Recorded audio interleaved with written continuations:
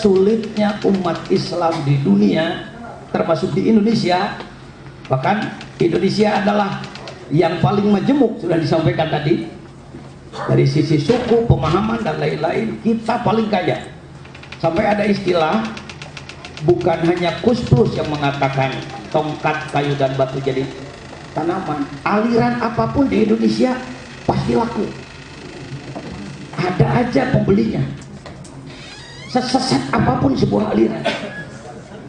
Ini bukan berarti saya mendorong untuk jadi tokoh aliran. Itulah negeri kita, lahan yang sangat subur untuk munculnya apapun.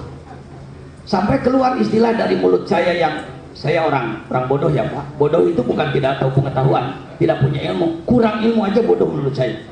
Maka saya orang bodoh. Kalau saya bukan orang bodoh, kenapa 2,5 juta umat Islam di Sukabumi nggak sembuh? Kenapa saya yang pengurus di Jawa Barat 40 juta di Jawa Barat nggak sembuh? Kenapa di Indonesia yang cuma 200, di Asia Tenggara yang kurang lebih hanya 250 juta belum sembuh? Artinya kita masih kekurangan.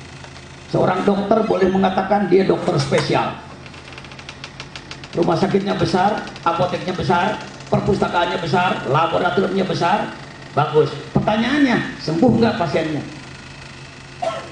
Umat kita ini lihat saja, berapa masjid di satu kabupaten yang subuhnya penuh seperti Jumat. Pertanyaan itu biasanya jawabannya tersenyum, haha. Begitu aparat ditanya, Pak Camat, Pak apa, kenapa jadi begini? Oh, itu bukan tanggung jawab kami Pak Kiai, jangan overlap, itu tanggung jawabnya ulama. Begitu ditanya, Kiai kenapa di sini begini? Ya belum turun topek aja Kiai.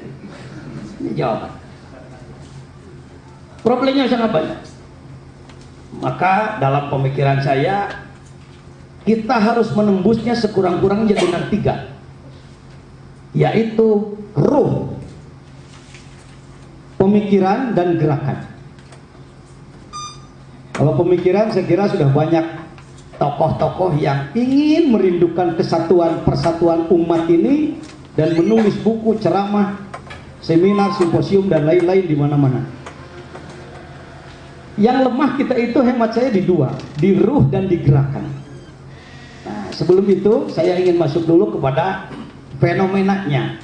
Apa-apa saja sih sebenarnya? Saya mencoba mengangkat 3 sajalah dulu.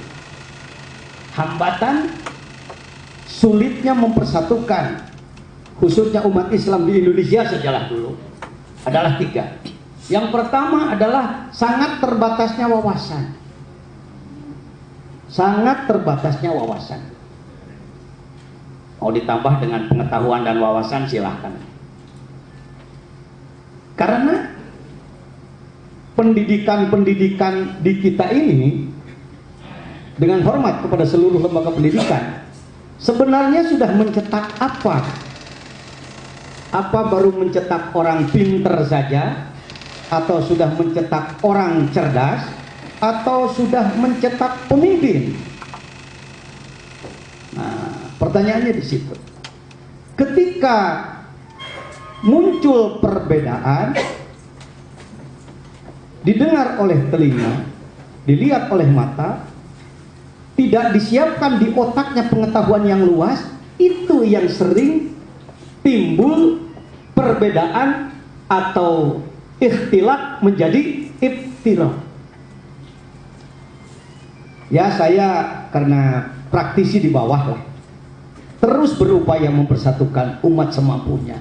Sampai saya mengeluarkan istilah bersatu dalam akidah, berjamaah dalam ibadah, toleransi dalam khilafiyah.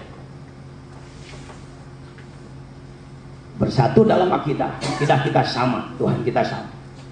Berjamaah dalam ibadah, beda-beda sedikit nggak apa-apa. Saya istilahkan pemain bola aja nggak usah sama kumis, nggak usah sama badan. Gonzales dengan Okto beda badannya, tapi gawang satu, tetap aja gol. Yang repot selalu ingin sama gitu. Sulit Pak, bukan hal mudah kalau selalu ingin sama. Semuanya memakai bandera ilah kalimatin sawa, sawa dengan kami, sawa dengan Anda. Ini akan sulit kalimat sawa seperti itu. Baik, jadi yang pertama adalah kita tidak boleh berhenti terus memperluas wawasan umat kita dari pihak manapun. tanpa membedakan ormas, bendera, dan lain-lain. Di satu pihak saya khodim di Nahdlatul Ulama, di lain pihak saya membantu di UMI, Pak, di Universitas Muhammadiyah di Sukabumi. Karena saya tidak mau kita ini terkontaminasi dengan perbedaan-perbedaan kecil menimbulkan perpecahan. Yang kedua adalah semakin kurangnya manusia yang berupaya mensucikan kolbu. Ini tersambung dengan yang disebut oleh Kiai Adam tadi, ma'rifat secara mendalam dan istiqomah. Misalnya dengan hormat kepada tokoh yang lain, apa yang dilakukan oleh Wali Songo.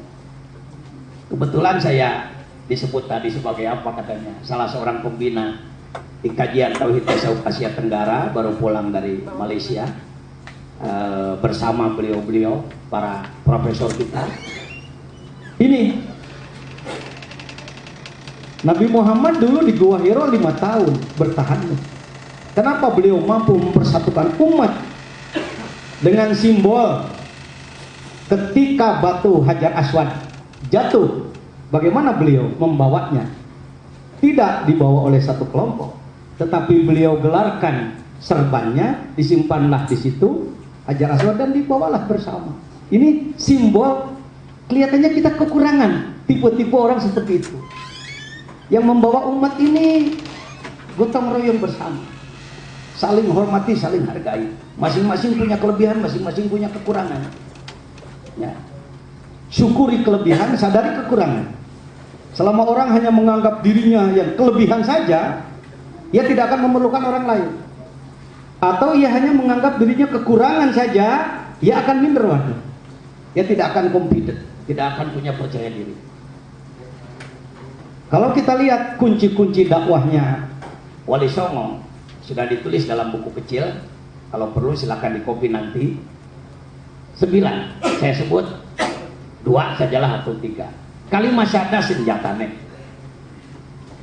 Kekuatan senjata utamanya adalah bukan di keris, bukan di pedang. Intinya adalah kekuatan syahadat.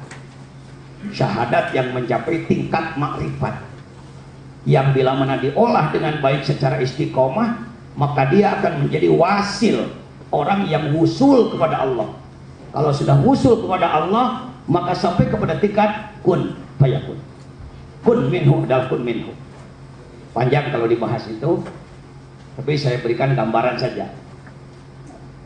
Baik, becik ketili orok olok ketoro sudah sugih tanpa bandung, meluruk tanpa balang. Dan selanjutnya, andai kita bisa mengikuti jejak beliau secuil saja, rasanya dakwah kita ini akan dafus sodak, menjauhkan diri dari bentrokan, jauh diri dari bentrokan. Tetapi ketika ada pihak lain yang disebut-sebut oleh Kiai tadi, yang keras dan lain sebagainya, dihadapi dengan senyum, tapi senyumnya harus munawwar ya, senyum yang dibarengi dengan nur kolbu. Jadi ketika orang berkomunikasi dengan kita pakai nafsu, bahkan pakai syaitan, dari kita pakai nur, insya Allah syaitan dan nafsu kalah oleh nur itu. Nah, lanjutkan. Yang ketiga adalah kultur umat yang maglub, istilah saya. Saya mencoba memahami surah Yasin awal. Inna ja'alna fi anaqihim aglal. Aglal bukan maglul dibelenggu di akhirat nanti, tapi maglul karena kultur. Kultur banyak yang tidak tepat, bahkan salah. Kita keenakan pada sebuah kultur. Bahkan masdud. Waja'alna min baini aydihim sadda wa min khalfihim sadda. Ke depan tidak kelihatan, ke belakang tidak kelihatan. Ini penyebab, salah satu penyebab sulitnya masyarakat kita dipersatukan, karena memang maklul masjid tidak ala basiroh, tidak mempunyai pandangan visioner yang luas. Saya mencoba mengoret-oret solusi, barangkali bermanfaat. Kembalilah antara lain kepada surat Al-Fatah 29.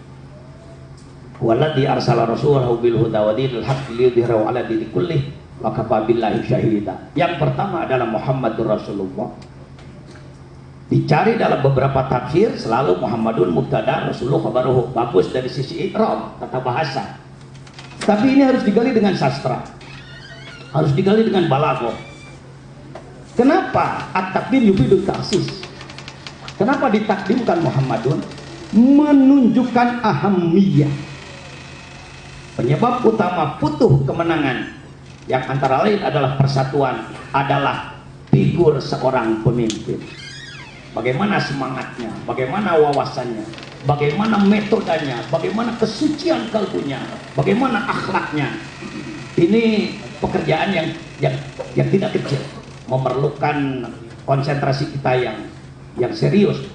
Muhammad Rasulullah, hemat saya, adalah imamah, kepemimpinan. Walladzina ma'ahu asyidda 'alal kuffar, mencetak umat yang asyidda 'alal kuffar. Sering kita memahami, menafsirkan asyidda ini kan dari syadid. Syadid adalah keras, maka merasa sudah puas kalau bisa keras mulut, keras bicara, goreng bibir, cek Sunda mah kebatul.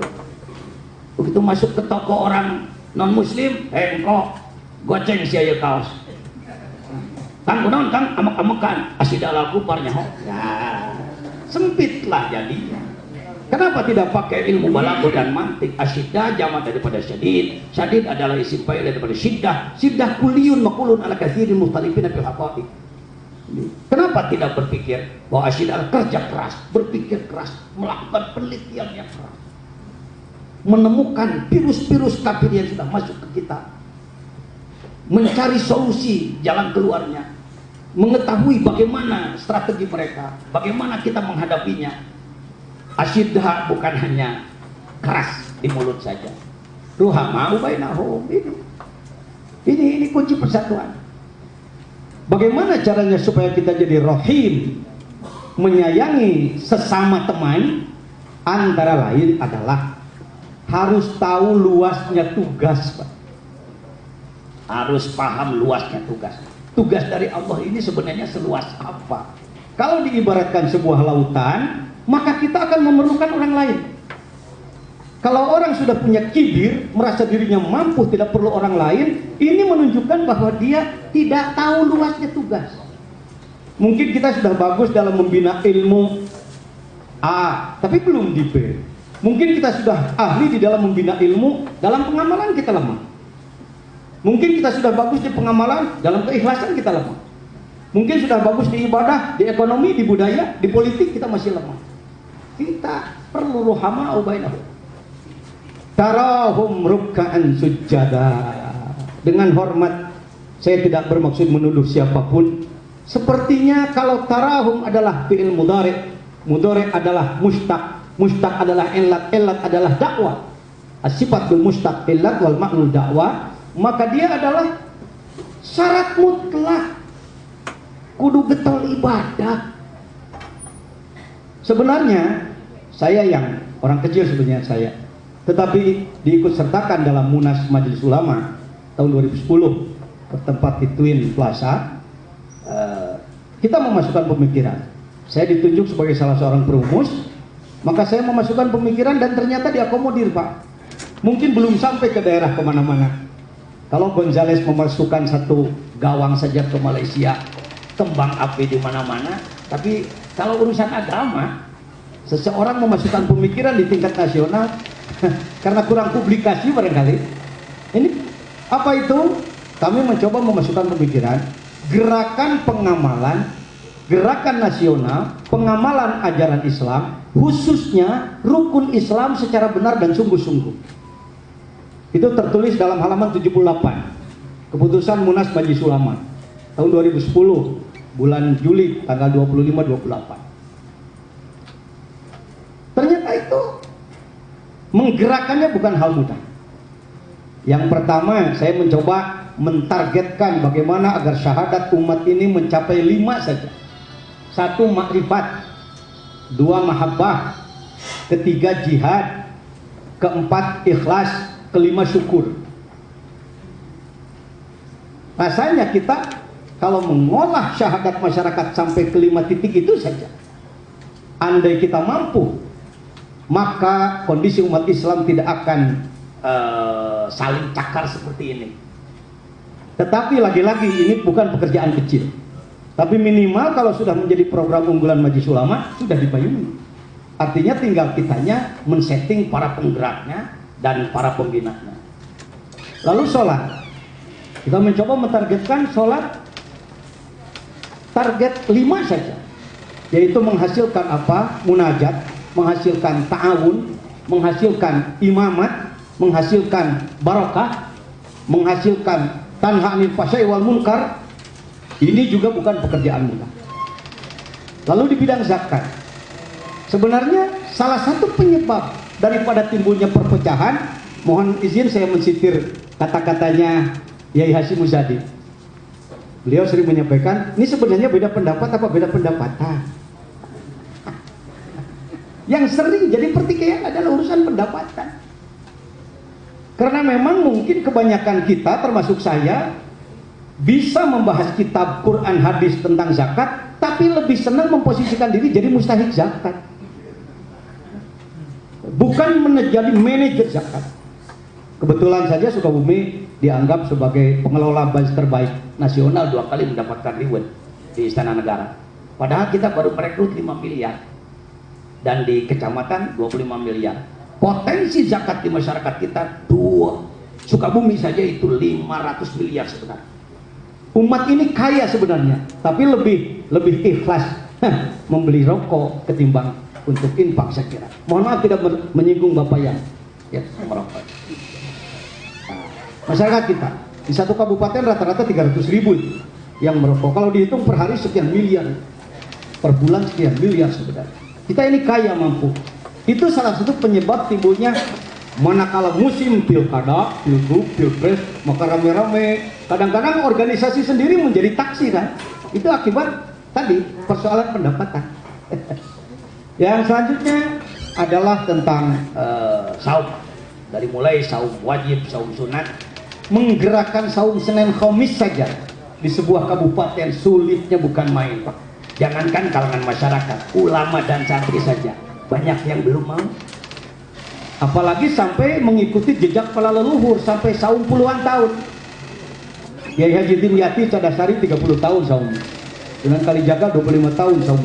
Banyak Pak sebenarnya ulama-ulama yang mau saum berpuluh-puluh tahun sekarang. Masih ada, tetapi kurang. Idealnya, andaikan satu kabupaten punya 40 saja, jangan sanggup saum lama. Nggak usah dipertimbangkan dengan menurut kelompok ini, dalil ini, bid'ah, nggak usah. Beda-beda pendapat, nggak apa-apa. Toleransi dalam khilafiyah. Jangan sampai kita malas, lalu kita bernaung di dalam dalil gitu. Sebenarnya dari dalamnya malas.